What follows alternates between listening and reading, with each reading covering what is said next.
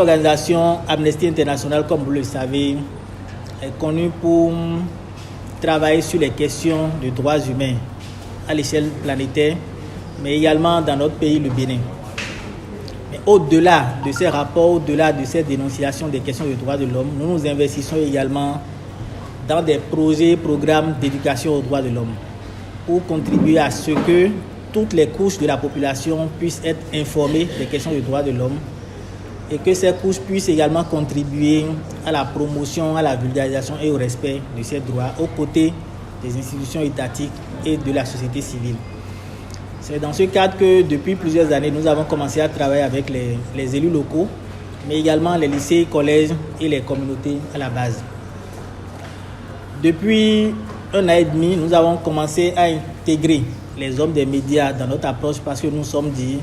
on ne peut pas seulement les associer à la couverture de nos activités, mais il faudrait de plus en plus les intégrer au dispositif de vulgarisation des droits que nous avons en tant que citoyens. C'est dans ce cadre que nous avons initié un nouveau projet qui vous sera présenté en détail dans les minutes à suivre. Ce projet intègre aussi bien les hommes des médias que une autre composante essentielle de la société, notamment les conducteurs de taxi moto, auxquels nous recourons généralement dans notre vie de tous les jours. Nous sommes dit au moment de rédiger ce projet que c'était quand même essentiel que cette couche de notre société puisse être davantage impliquée dans les questions de droits de l'homme parce qu'ils se retrouvent être au cœur de plusieurs situations dont certaines sont attentatoires aux droits humains et mieux ils seront renforcés, ils pourront davantage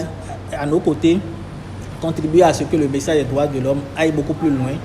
et également saisir les institutions qui s'occupent de la promotion des droits de l'homme dans notre pays afin que tout le monde puisse participer à ce travail-là. Je suis heureux que les médias soient là parce que sans les médias, nous ne pouvons pas trop parler de vulgarisation. Je suis heureux que votre choix soit porté sur les structures fessières des organisations de conducteurs de taxi moto. Et comme vous le savez comme moi, les conducteurs de taxi moto représentent un maillon important en matière d'information. Donc, vous n'avez pas mal choisi. Et dès que nous allons recevoir les informations que vous allez donner, non seulement que les médias vont relayer, je pense que les responsables des structures fessières, des organisations syndicales, des conducteurs de taxi moto, communément appelés les médias ici présents, feront également le travail d'information, de sensibilisation à travers les membres de leurs bureaux respectifs et pourquoi pas à travers les militants. Car nous savons bien sûr que c'est notre rôle, nous savons bien le faire. Si je reconnais qu'il y a des organisations syndicales de conducteurs de taxi moto dans la ville de Cotonou, qui sont des structures au plan national et qui ont des sessions, des sous-sessions dans les communes, dans les départements, c'est-à-dire que nous avons un rôle important à jouer. Le président me charge de vous suggérer d'étendre l'actuel projet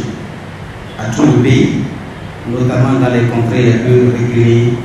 et de le vulgariser dans toutes les langues de chez nous. Il souhaite également qu'au-delà des journalistes, des masses médias et des étudiants, que les taxis Topa et les mamans de nos marchés y soient aussi associés,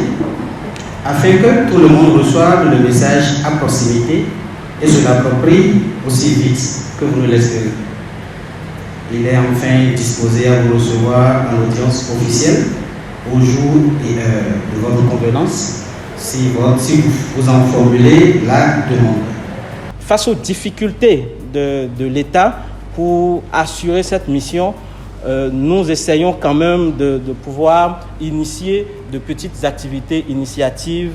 en communauté et dans les milieux scolaires pour faire de l'éducation aux droits humains. Mais pour intensifier ce travail que nous faisons déjà depuis une trentaine d'années, nous avons voulu créer un cadre de collaboration avec 2 acteurs à fort pouvoir et impact sur l'opinion publique. Nous avons donc décidé de nous rapprocher et d'aller vers les médias qui ont